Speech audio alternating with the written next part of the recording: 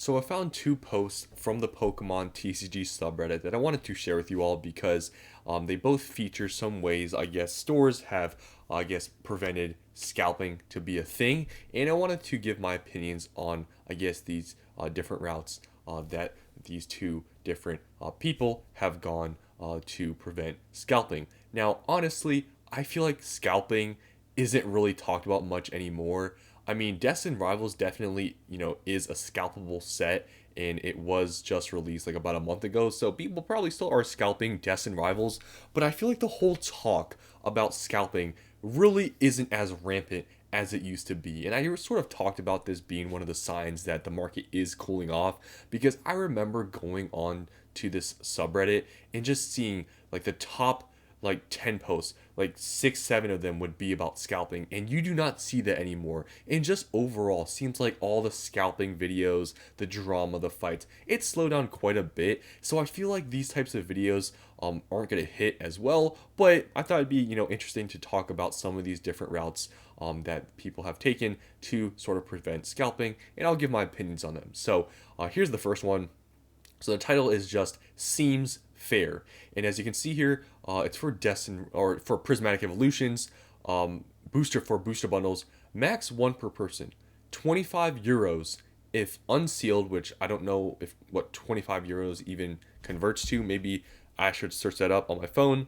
25 euros, because I'm not in the UK or wherever. The UK doesn't use euros, so I think UK uses pounds, right? And I don't think is that the pound symbol? I'm not sure. 25 euros to USD. That is $29. So that's basically MSRP because MSRP is $27. So that's basically MSRP for an unsealed booster bundle. So you're basically paying MSRP for an unsealed booster bundle, right? And if it's sealed, you're paying 45 euros. So 45 euros to USD. You're paying 53 US dollars, which is actually still under market price, but this is in the European market, so I bet the prices in the market price is a little bit different. But you are paying almost double if you want a sealed box. Now, what do I think of this? And you can see from this person, they say that more shops should do this. I honestly think this is actually a great idea to have two options because I know was controversy, previously from some stores, the Pokemon Center tearing off sealed wrapping, on every single box.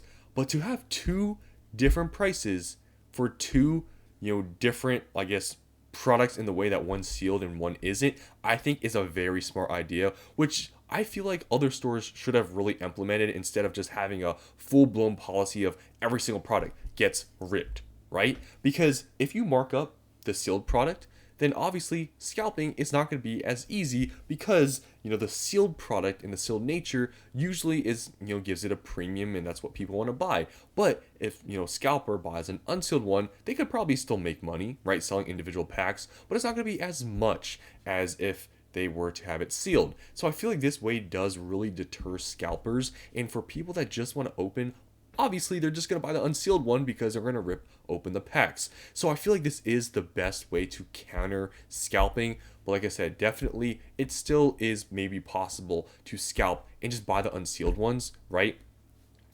Just because they could just sell the individual packs if still the unsealed box, whatever they're buying, if the price per pack is still much lower than market price, they could still scalp those.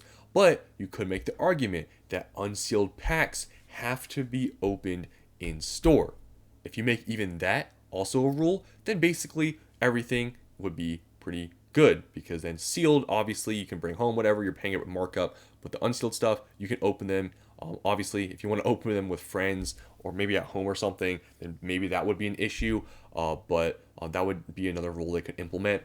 But I think overall this really is a great idea, and more stores should do this. And I do totally agree with this person. So let's just read some of the comments. My LCS did this for prismatic release and limited to one per SKU to SKU max. They're still in business and thriving. Yeah, I don't see why more shops don't do this. Collectors just want to rip anyways, and it discourages scalping. It's a win-win. Totally agree. I suggested this to my LCS, and they said it would scare away customers, even though several other people in there agreed with me. They're also selling prismatic at market and sold black and white pre-orders at some stupid prices, 150 per ETB. looks like your LCS wants to go out of business. So yeah, I do agree this is probably a very smart business model if you're trying to attract like regular customers and stuff. But obviously, then you could still make the argument of does MSRP or something really matter, and stuff, and you argue about market price. That's another thing. But if you do want to sell in at a lower price to customers that just want to open stuff because prices for market price are a lot higher, you could do this I guess method, and I think it is smart. There's a bunch of comments from just this one post. Okay, are these are still attached to the first one? I don't know, but I think it's enough of this post. We kind of got the point. So I do agree. I think this is a small or a smart way to actually, I guess, prevent scalping and charge a cheaper price for just people who want to rip open packs. Now, I found also this other post that I wanted to talk about because it relates to scalping and what this person has done to sort of prevent scalping. So I'll just read this because it's kind of long. So I'm going to get down into the ground for this. I've been sitting on this for a while and seeing complaints. Trust me, we hear you. I live in a small town and work at a popular department store. I won't state, but I was promoted to assistant manager a few months ago and have been taking half the stock when the vendor comes around and hiding it in the back office. Then whenever someone comes and asks if we have any packs, I can give them a couple, which is often. My favorite customer is this little boy who comes with his dad. I guess it's become a kind of a tradition for them to come once a month as a reward for him doing chores. His dad is really into it, and it is something they share together. Anyway, I've gotten to know who the scalpers are over the last year by the quantities they purchase and always have the stock stashed the night before they have the chance to arrive. I may get hate for this, but it's for the little guy like my favorite customer. Edit. I tried to get through and reply to everyone's comment before I have to leave for work, but if I didn't, want to say thank you for all the kind words, showing the strength of the community. The game should be for everyone, not just for the few looking for profit. Hope you all have a great night. Okay? So this person probably works, let's be honest here, probably at a Target, Walmart, GameStop, something like that, right? So I think, even though I don't know if this is against store policy to really do that, right? Because technically, if the store's not telling, like, whoever the top, like the store manager, right? If they're not saying to do this and this person's taking it into their own hands to do it, that might be some sort of, like, I guess, I don't know, you could say conflict of interest, because if the store, let's say theoretically, doesn't care about scalpers and they just want to sell the product to make money or whatever the case may be, this person obviously then probably shouldn't be doing that, because obviously if the store just wants to make money and they don't care who to sell it to, which obviously could be an argument that it's bad or whatever, then this person is interfering with that, right? But, do I think that this is a bad thing what they're doing? No, because, they have seemingly a good heart and they want to, just, stop the scalpers, and they'd rather sell to like some kids that want to just open stuff up. I don't blame them. I do agree that it's, even though if it's against policy or whatever, hopefully they don't get caught, because I agree with this sort of thing. Not just leaving stuff on shelves, because then scalpers can obviously buy out the whole thing. They could, take everything and just, split it between maybe going to a group of friends and just all buy them out. So I don't really think this is a bad thing. Hopefully, everything goes good, and, I guess they keep doing this.